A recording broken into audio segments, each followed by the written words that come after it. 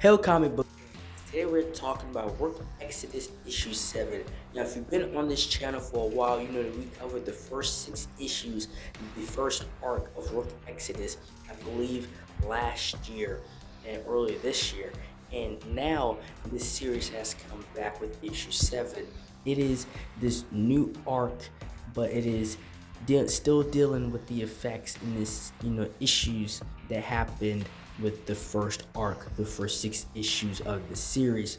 And this story starts off very different. It's not much dialogue, it's just telling this story through the art. It's giving us what's going on through simply observing.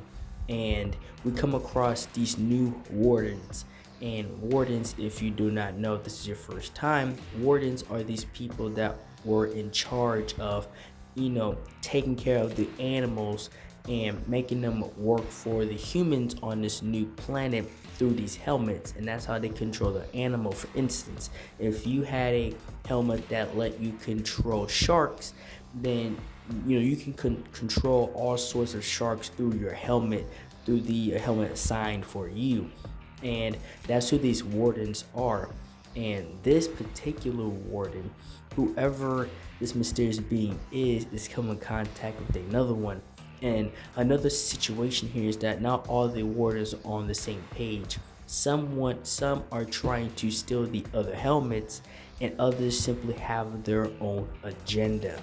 And from this fight, it's simply us observing what is taking place here among them combating each other. What is the motive behind this fight? No one really knows until, maybe there are answers in the future for this particular fight happening right now. And then that's when we are finally met with the main character in this story. It is Rook himself. And Rook, he had went through absolute hell the first 6 issues, but he is still going. And I so love this design. I love this comic book, this series, this story, because not just because how awesome the story is, but because it's just how awesome the characters look. You could tell so much time and effort was put into this world lore and the art and the aesthetic of these characters. And Rook kind of goes down what happened in the first 6 issues on one page. Just gives you kind of like a quick rundown of the series up to this point in time. And this is where he finally meets Matterhorn. I believe that's what her name is. And he was tracking her down because he needs her help. And she was kind of on her own because she controls like goats and stuff like that. And she finally came in contact with Rook. At first she did not believe him at all, and she didn't trust him, but over time, as Rook explains himself, then she at least understood that he wasn't of the enemy, at least for that much. And she knew they both know some of the same people that are no longer with each other, and some of the people that are still alive are helping Rook, and that she's being brought into the fold. And as Matterhorn is finally being brought into the team to help Rook, something else is brought up. Direwolf, the woman that helped Rook in the last issue, she's already went hunting for Bloodhound, which is the father of Matterhorn. And the situation with him is that his mind has become more animalistic along with the wolves, along with, the animal he has been assigned to. So it's almost like he's no longer human, and now he is full-on alpha, and he is full-on animal.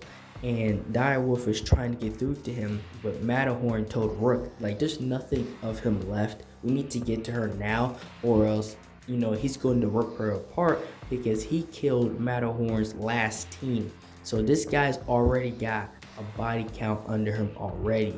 And just by this back and forth, she takes off her helmet like, it's me, Dad. Like, don't you recognize me?